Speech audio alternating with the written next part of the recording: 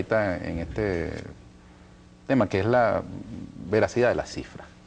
Cuando hay cifras positivas de crecimiento económico, digamos que los detractores de la política económica dicen que esas son maquilladas por el Banco Central, por el Instituto Nacional de Estadística. Cuando son negativas, que hay caídas, no dicen eso, sino que muestran como una evidencia de que vamos por mal camino. ¿Qué nos puede decir usted sobre eso? Ese tema de la cifra, a mí no me ha gustado nunca tocarlo porque me parece que efectivamente los que hablan de eso, además, en algunos casos yo los he observado, muestran un desconocimiento que me preocupa a veces, ¿no? Y presentan una actitud muy profesoral para decir algunas de estas barbaridades. Ahí están las cifras, es un proceso muy complicado porque es un proceso de agregación. Y en el caso, por ejemplo, del Producto Interno Bruto, se recibe información tanto del sector público como del sector privado. Yo en una oportunidad le dije a los que estaban agremiados ahí, bueno, la mejor manera, y se acabó la discusión, yo les dije, bueno, la mejor manera de este tema es que se publiquen las cifras que se están señalando por nombre y apellido de las empresas del sector manufacturero que están recibiendo divisas de Cadivi. Hasta ahí llegó la discusión, porque nosotros lo que hacíamos era que recibíamos esa información, la procesábamos y le dábamos el resultado de crecimiento, tanto de importaciones como de exportaciones, como de productos internos que se estaban realizando en la economía. Cuando Cadivi comenzó a hacer eso, todo el mundo empezó a verse retratado ahí, entonces ahí se acabó la discusión. Entonces, yo lo que siempre he dicho, mire, esas cifras son las mejor elaboradas, con la mejor tecnología y con calidad internacional. Y efectivamente, nosotros permanentemente participamos en los seminarios, no solamente en la región, sino a nivel internacional, para contrastar las cifras. De manera que ese tema de la cifra, hay que avanzar en algunos indicadores, ¿verdad? Pero ese tema de la cifra, yo creo que está muy blindado, o muy bien blindado, en estos momentos por su calidad. ¿Cómo se están comportando las reservas internacionales de Venezuela? Bueno, las reservas son cíclicas, tienen periodos en que suben fuertemente y otros en que están más exigidas. Ahorita están exigidas relativamente por la actividad de fin de año, entonces hay más actividad económica, más importaciones y ahí se está reflejando. Además hubo pagos muy importantes de deuda, que es otro tema bien importante. Venezuela tiene una capacidad de pago de deuda que la está demostrando durante todo este año. De manera que las reservas en estado cíclicas han tenido un pico este año, han estado a un nivel más bajo, pero estamos en el entorno siempre entre 28 y 30 mil millones de dólares. ¿Se están liquidando oportunamente las divisas tramitadas a través de Cadivi? La mayoría de las operaciones se están realizando. Para mi gusto, y el gusto institucional, deberíamos hacer un esfuerzo más grande para atender a una velocidad mayor el tema de las materias primas, los insumos. Creo que haya habido... ¿Hay retraso?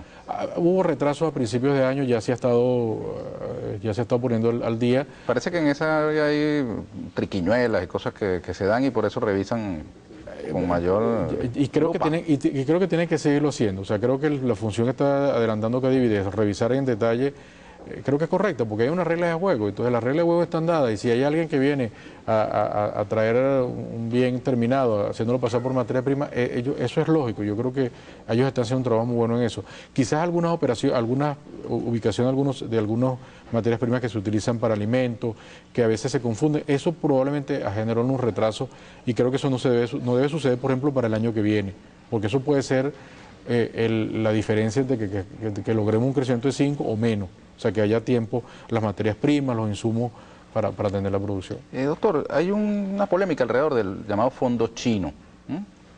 Los detractores del gobierno sostienen que el país se está hipotecando con China, que estamos hipotecando nuestra economía, el futuro. Bueno, ahí hay dos temas que yo creo que hay que tenerlos claros. Uno es lo que se denomina precio de referencia. Creo que hubo una confusión muy grande con alguna gente. En el presupuesto se coloca precio de referencia del petróleo de $50, pero todo el mundo sabe que puede ser más o puede ser menos. La mayoría de los años ha sido últimamente menos. Eso es lo que se llama un precio de referencia. El fondo chino tiene un precio de referencia, es decir, refiere hasta este precio yo te voy a cobrar tanto del fondo que estás financiando. De ahí en adelante, de ese precio de referencia, lo que quede por encima de ese precio de referencia va a tu cuenta colectora. Es un mecanismo financiero internacional muy común utilizado en operaciones de esta naturaleza en todas partes del mundo. Yo no entiendo por qué se produjo esa confusión, que si era menos el precio. Es un precio de referencia a los efectos. La otra cosa importante es que el fondo chino se repaga.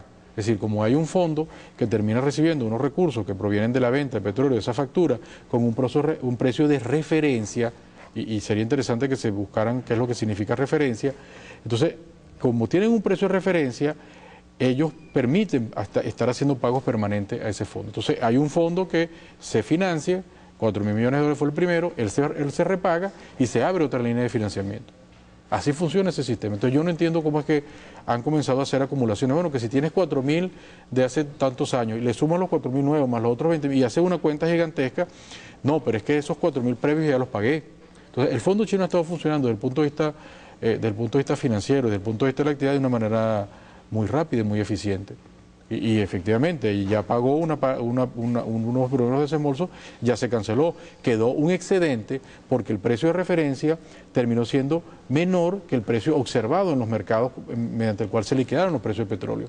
Eso quiere decir que como el precio de referencia estaba en una determinada cuota, creo que era 40, y el observado fue otra cantidad, esa diferencia le quedó al fondo. Y esa diferencia le quedó al fondo, quiere decir que quedó de disponibilidad para la nación, y la nación lo utilizó en otras cosas.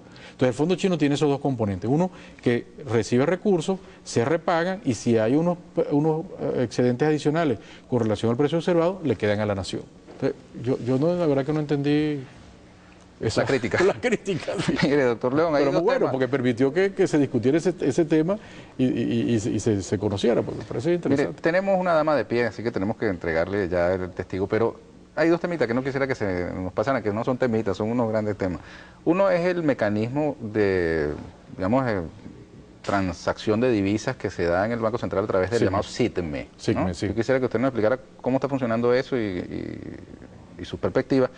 Y luego el otro que es el sucre, que es lo que se supone ha de ser el germen de una nueva moneda latinoamericana de intercambio. Sí, muy rápido. El SIGME, yo creo que al fin está funcionando muy bien. Acabamos de sacar una serie para que no se nos vaya a echar a perder, acabamos de sacar una serie de resoluciones, de reglamentos que restringen algunas acciones que está llevando adelante el sector financiero, porque, bueno, ahí hubo una segmentación, entonces que habían usuarios del tipo 1 y eso no puede ser. O sea, el SIGME es un mecanismo mediante el cual todo el mundo tiene que tener las mismas condiciones de acceso. Entonces, o sea, que un ciudadano, un individuo particular tiene que tener las mismas oportunidades que un banco. Absolutamente. Entonces decimos acá con eso esa discrecionalidad. Se estaban beneficiando más los bancos. Que estaban algunas instituciones financieras, estaban en esa onda, entonces decimos acá con eso. Señores, aquí se acabó esto, usted entra por cola. Primero entra y primero en salir, y se les eliminó absolutamente toda la discrecionalidad que tenía el sector financiero. Ese es un mecanismo que permite acceder a la divisa a un precio superior al de la tasa oficial, pero menor que el llamado paralelo, ¿no? Menor bueno, paralelo no existe, menor que el otro que se forma por ahí, por debajo, que a veces se forma.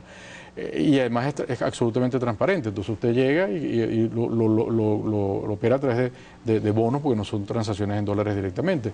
Y eso le da una ventaja a la gente, que es una parte, y por eso es complementario, una parte adicional al que se recibe por la vía de Cadivi. Y yo creo que lo reglamentamos y vamos a seguirlo observando porque está dirigido también para la actividad económica y no para otro tipo de actividades, para la actividad económica real, para las empresas, para la actividad de la gente que necesita para una actividad, etcétera. Ese es uno. En el caso del sucre, que es un mecanismo muy interesante, es el mecanismo mediante el cual se pueden hacer transacciones de importaciones y exportaciones a través de monedas locales. Ese es un mecanismo embrionario que ya hay una cantidad muy importante de bancos públicos y privados que están operando, y ya se están haciendo varias transacciones y por supuesto, como toda cosa nueva, comienza lentamente, es lo mismo que decía, está tomando cuerpo el músculo, y creo que va a dar una sorpresa muy grande en términos de crecimiento y de funciones.